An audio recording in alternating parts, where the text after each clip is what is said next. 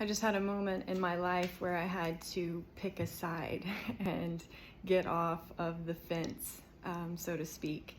And it brought up this powerful truth that I have come to realize with working with a lot of people in their healing journeys, and that is that the hardest place to heal is on the fence. And what I mean by that is there's never a body that I've encountered that couldn't do every type of healing. But I have encountered a lot of people with really difficult mindsets. And one of the most difficult is the one that is massively indecisive, and the one that sits on the fence and stays paralyzed and never gets off of it because their beliefs are generally in stark contrast or contradicting their loved ones, their friends, the people they follow, the people they look up to, society, or a slew of other scenarios. And what I've seen is when a person becomes so convicted, and it's usually at the hand of urgency, unfortunately, or just dire necessity, or getting so fed up and frustrated where you just feel the futility of staying exactly where you've stayed, doing things exactly how you've done. And when there is that dynamic explosion in the psyche or in the soul or in the heart of the person, what you see is they finally get off the fence. They have gained enough momentum, enough energy to overcome that stagnation point of indecision, that point of trying to see the path before they take one, or to make sure that everything is perfect, everything is in place, everything is visible before they choose a direction. They give up on that because they see the futility of that, because you only get to see the path once you start going down it. And so I wanted to come and share this with you. If you are in a moment of stuck, if you're in a moment of being on the fence with everything, or specifically with regards to your health and healing, not knowing which direction to take. Do you do natural? Do you do allopathic? Do you do functional? Do you do integrative? Which you'll start seeing kind of the trap of those, kitchen sink modalities of we're not really good at one thing, so we're going to do everything. And you'll see that when you finally get frustrated with it, when you finally just throw in the towel on that whole way of doing and thinking and not thinking and just the mess of it, you will become convicted in the decision to take the first step, the necessary step, which is to get off the fence, to choose. And when you choose, what I tell my patients, you will never be wrong in your decision when it is your decision. If your decision is influenced by somebody else or made by somebody else or manipulated to some degree to the outcome, of course, every single time it's not going to go how you had planned.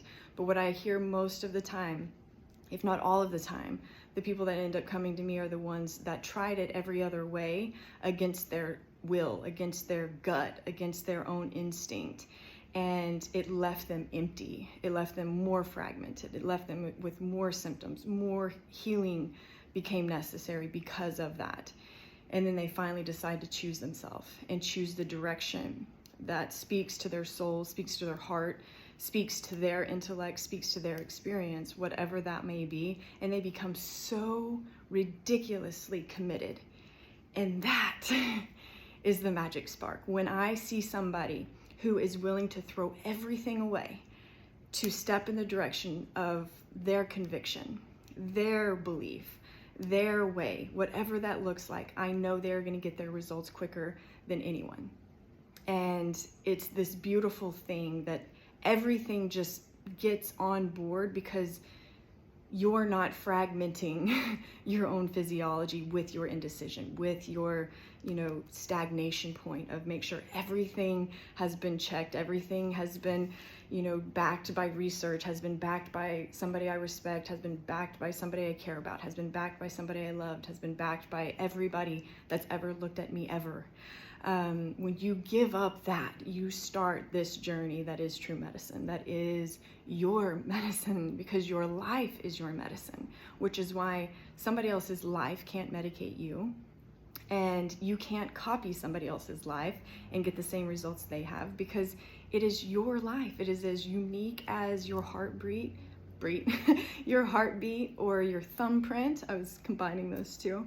And so it will never be seen again. And it shouldn't look like anything you've seen before. It shouldn't look like anything you've even done before. And that's the beauty of it. That's the synchronicity and the dance and the spontaneity of it. That's the deliciousness of it, is it's yours. It's undeniable.